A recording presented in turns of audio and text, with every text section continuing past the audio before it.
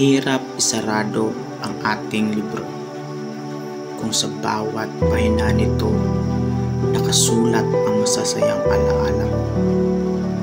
Libro na minsan na rin naging mundo ko, pero kailangan ko na itong wakasan sapagkat meron ka ng ibang naiibigan.